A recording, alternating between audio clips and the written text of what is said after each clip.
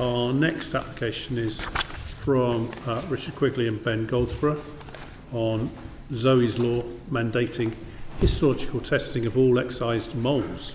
And this is for a 90-minute debate on a Tuesday in Westminster Hall. Thank you, Chair, and thanks to the committee for allowing us time to discuss this. So in 2020, a 26-year-old constituent of mine, Zoe Panay, died just 55 days after being diagnosed with melanoma. She'd raised concerns about a mole on her back with a GP and had been dismissed on 2 separate occasions as nothing to worry about. With her concerns dismissed, Zoe took matters into her own hands and went private and paid £200 to have the mole removed.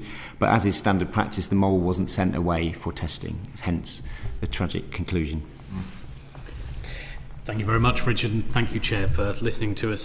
So I obviously come to this, as many colleagues around this table know, as I'm currently undergoing treatment for stage 2C malignant melanoma myself, and that is because the NHS did catch and did send off for a biopsy. And I think that the story that we are trying to tell is that every biopsy should be tested because of the ability to capture, mitigate and then treat, which is a perfect example of me.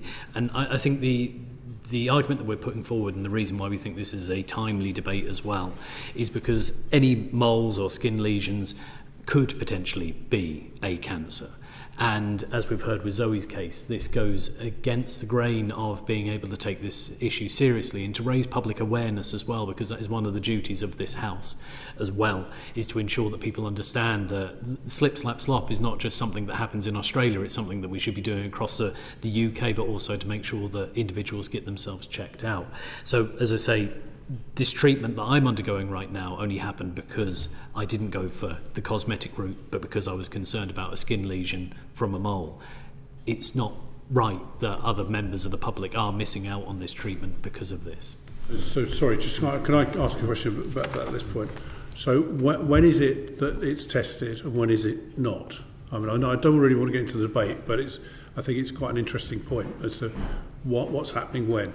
It's a good question because it's not clear cut. It is a very good question because it's a bit of a toss of a coin. If a doctor thinks it's worthy of testing, then it goes away, and if in this case, if they think there's nothing to worry about, and that's why the mandatory nature really is what we think is important. Within my specific case, as an example of what happened, I got treated by the in-house doctor within Parliament themselves, at which point they saw a lesion and said that is a melanoma, and then sent me off through the testing process. But if, say, someone goes to their GP and the GP is not a dermatologist, is not an oncologist with any training whatsoever, and they just say, well, this is a cosmetic mole that needs to be treated in that sense, that's when we end up with Zoe's situation, which, as again, because there isn't any clear-cut rules within this sphere, that's when people fall through the gaps.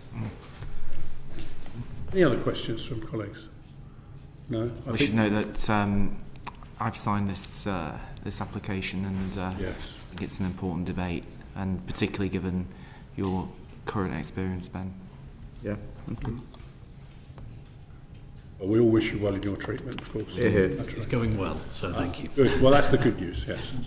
And the lesson is that the earlier it's caught, the better in terms